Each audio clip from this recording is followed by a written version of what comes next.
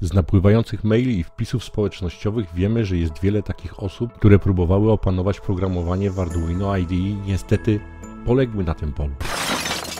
Mimo szczerych chęci i poświęconego czasu kodowanie w C++ okazało się być przeszkodą niemożliwą do pokonania. Dzisiejszy odcinek rozpoczyna nowy cykl, gdzie kodowania w normalnych procesach tworzenia programu dla Arduino nie wykorzystuje się wcale. Wykorzystanie C++ w XOD ogranicza się wyłącznie do zmiany właściwości obiektów lub tworzenia nowych, jeszcze nieistniejących na bardzo niskim poziomie. W dzisiejszym odcinku skoncentrujemy się głównie na tym, co będzie nam potrzebne i na czym będziemy pracować w dalszej części tej serii. Porozmawiamy o języku programowania XOD, instalacji środowiska oraz programowych narzędziach pomocniczych, z których będziemy korzystać podczas tego kursu. Zależy nam bardzo na tym, by praca z Arduino tym razem okazała się przyjemną, pełną sukcesów zabawą, która w efekcie doprowadzi do realizacji własnych zaawansowanych projektów mechatronicznych. Zaczynajmy!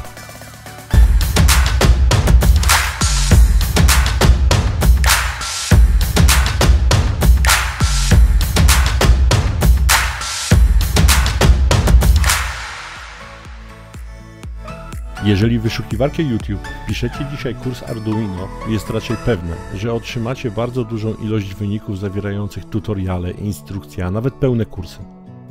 Kłopot polega na tym, że większość z nich, a właściwie chyba wszystkie w języku polskim, będą dotyczyły typowego zastosowania tradycyjnego IDE oraz programowania w języku C.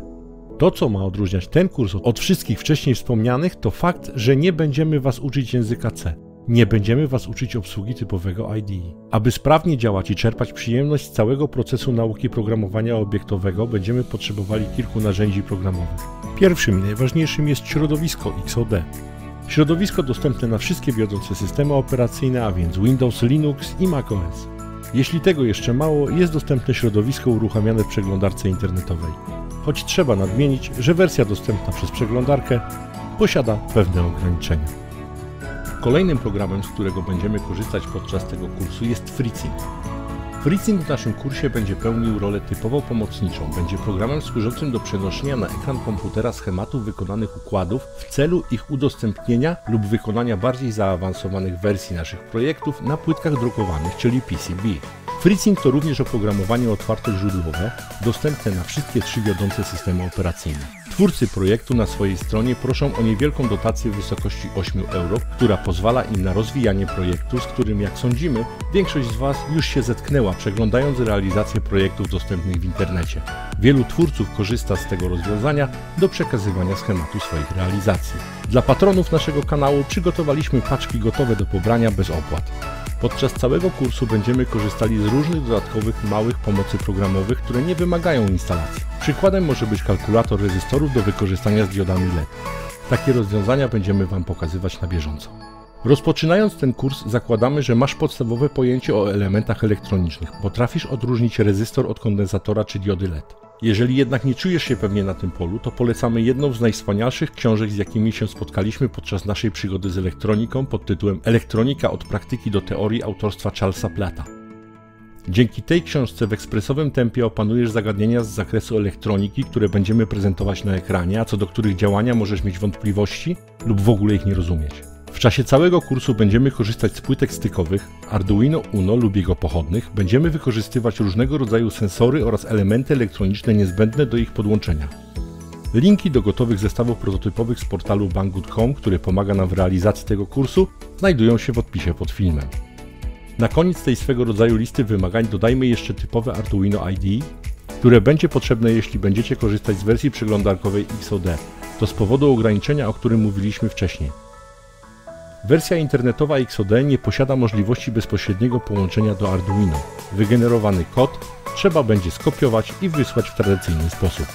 Link do strony pobierania Arduino również znajduje się w opisie pod filmem. Czas na bliższe spojrzenie na samo Arduino Uno.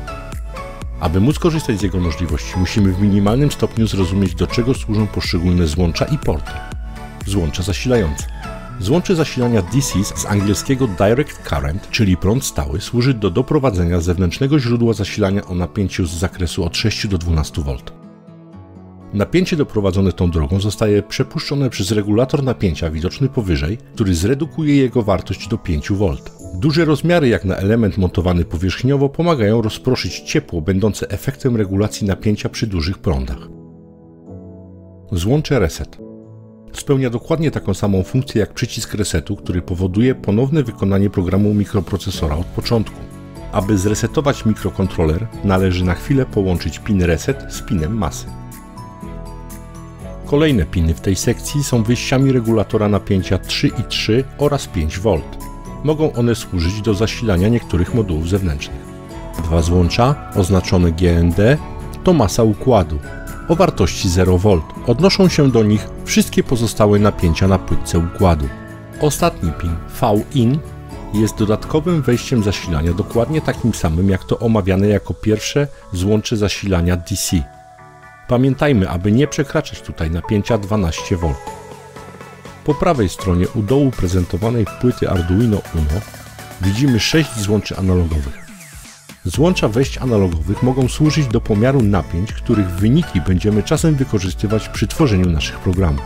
Piny oznaczone A0 do A5 są pinami domyślnie konfigurowanymi jako analogowe.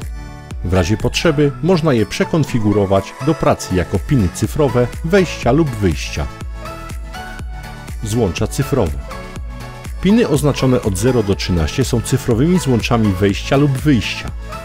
Skonfigurowane jako wyjścia, podobnie jak wyjścia zasilania omawiane wcześniej, dostarczają napięcie 5 V, z tą różnicą, że tymi wyjściami możemy sterować z poziomu programu.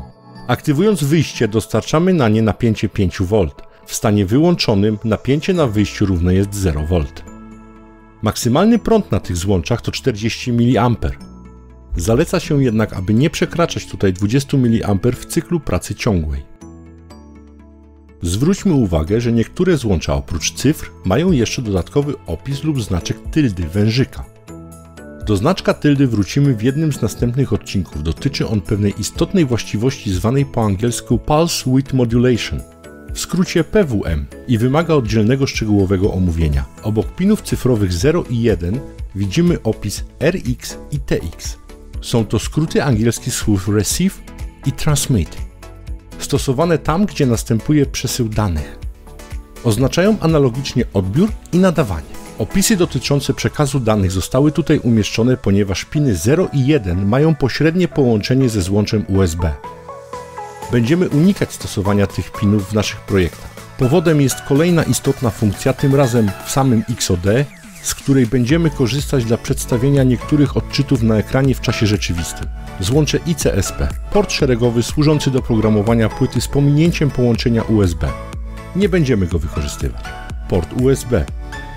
Tego portu będziemy używać do przesyłania naszych programów na płytę. Połączenie USB dostarcza również zasilanie prądem o wartości 5 V, które wystarcza do obsługi samego Arduino i kilku czujników lub diod LED. Wiemy już, do czego służą poszczególne porty, wypada jeszcze wyjaśnić kilka ważnych zagadnień związanych z mikrokontrolerem i działaniem ważnych elementów umieszczonych na płycie. Srebrny owalny element to rezonator kwarcowy o częstotliwości 16 MHz. Zadaniem tego elementu jest wytwarzanie określonej ilości impulsów. W tym przypadku 16 milionów impulsów na sekundę. Każdy impuls powoduje wykonanie jednej operacji matematycznej przez mikrokontroler. Duży prostokątny układ scalony to mikrokontroler Atmega 328. Układ o 28 wyprowadzeniach osadzony w podstawce ułatwiającej jego ewentualną wymianę. Na schemacie blokowym mikrokontrolera wyróżnia się jeden element. Jest to procesor. Nazywany również z angielskiego CPU – Central Processing Unit. To on jest odpowiedzialny za wszystko, co się wewnątrz mikrokontrolera dzieje. Procesor pobiera i wykonuje instrukcje zawarte w pamięci flash, służącej do przechowywania szkiców. Wykonanie niektórych instrukcji może wymagać pobrania, modyfikacji i ponownego zapisu danych z pamięci roboczej RAM. Instrukcje mogą również sterować podawaniem napięcia na porty cyfrowe. Pamięć EEPROM służy do przechowywania danych. Zarówno flash, jak i EEPROM są pamięciami nieulotnymi. Oznacza to, że nie stracimy ich zawartości po naciśnięciu przycisku Reset lub wyłączeniu zasilania. Omówione przed chwilą zagadnienia dotyczące budowy Arduino to absolutne minimum potrzebne do jego obsługi. Zachęcamy Was do głębszej analizy pracy mikrokontrolerów AVR. Im lepiej będziecie rozumieć procesy w nich zachodzące, tym łatwiej będzie Wam pracować z urządzeniami zbudowanymi w ich oparciu. Link do artykułu z dodatkowymi wiadomościami na ten temat znajdziecie w opisie pod filmem. Drugim elementem, którego działanie musimy opanować, jest płytka stykowa, nazywana również płytką prototypową. Niby nic, płytka z otworami. Kłopot w tym, że na dnie tych otworków mamy listwy połączeń. Jest bardzo ważne, aby rozumieć, jak przebiegają. Błędne wpięcie elementów zazwyczaj będzie skutkowało uszkodzeniami poszczególnych elementów naszych konstrukcji. Płytki stykowe można łączyć ze sobą w celu uzyskania większych modułów. Połączenia między płytkami mają charakter wyłącznie mechaniczny. Spięcie dwóch płytek nie powoduje przeniesienia jakichkolwiek sygnałów na dopinane moduły. Na ekranie przedstawiamy dwie płyty. Jedną z nich odwróciliśmy i pozbawiliśmy izolacji w celu ukazania zasady działania połączeń. Jak możemy zauważyć, mamy tutaj poziome linie umieszczone na zewnętrznych krawędziach płytki, są to linie służące do zasilania, oraz linie pionowe w środkowej części płytki służące do spinania elementów między sobą. Płytkę stykową warto wyposażyć w moduł zasilania, który pozwoli na niezależne zasilanie urządzeń peryferyjnych, tym samym odciążając płytę Arduino. Zwróćmy uwagę na możliwość konfiguracji poszczególnych linii zasilających płytki stykowej jako linii 3.3 lub 5V, a nawet całkowitej dezaktywacji zasilania na linii za pomocą zworek. Moduł zasilania oraz płytka stykowa są zawarte w jednym z polecanych przez nas zestawów prototypowych dostępnych na portalu banggood.com. Zdobyliście całkiem sporo nowej wiedzy. Czas pobrać i zainstalować środowisko XOD, jeśli jeszcze tego nie zrobiliście.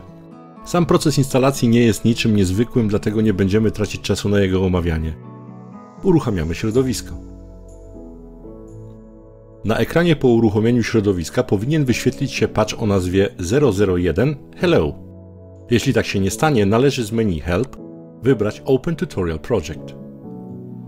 Patch 001 zostanie wyświetlony na ekranie, witając Was słowami Witaj w XOD. W XOD nie używamy tekstu do kodowania. Zamiast tego używamy obiektów wizualnych. Ten duży ciemnoszary obszar reprezentuje nasz program.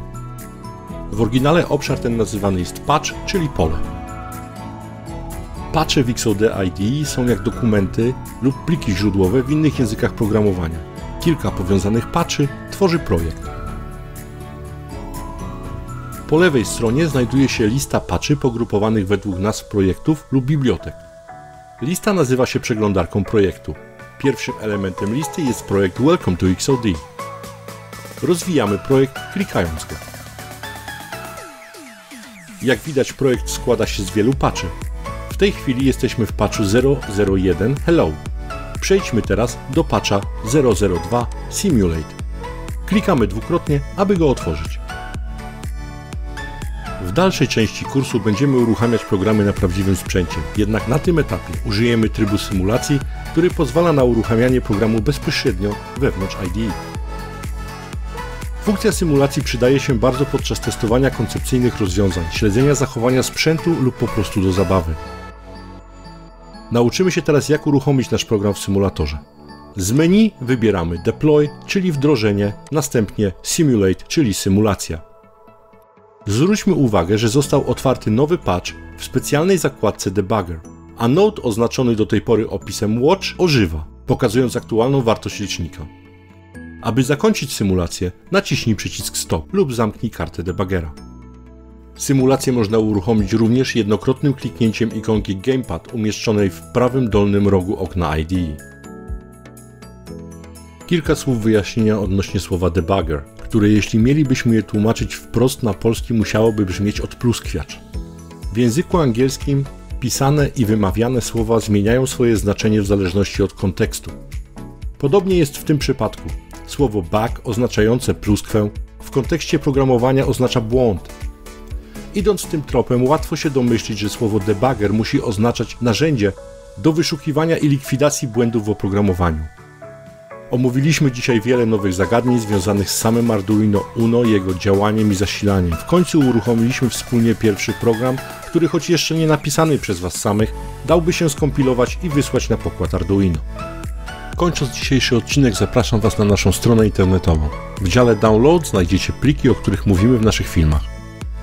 Uruchomiliśmy nowy forum, gdzie w dziale XOD Będziemy mogli wymieniać się spostrzeżeniami i rozwiązywać wspólnie problemy. Tworzyć nowe nody, a może nawet wspólnie zabrać się za tłumaczenie projektu XOD na język polski. Obecne realizacje nie doszłyby do skutku bez wsparcia naszych patronów. To dzięki nim Garage Make Zone przetrwał najgorsze chwile w swojej historii i może kontynuować swoje działania, za co jesteśmy ogromnie wdzięczni. Nie trzeba wiele, aby zostać patronem, wystarczy równowartość 5 zł miesięcznie, to trochę ponad 1 euro. Ważne, aby takich wpłat było dużo, zebrane razem pozwolą nam na zupełną niezależność i umożliwią realizację materiału na dowolny techniczny temat. Więcej na ten temat znajdziecie na naszej stronie. Pamiętajcie proszę o łapkach, subskrypcjach i dzwoneczkach.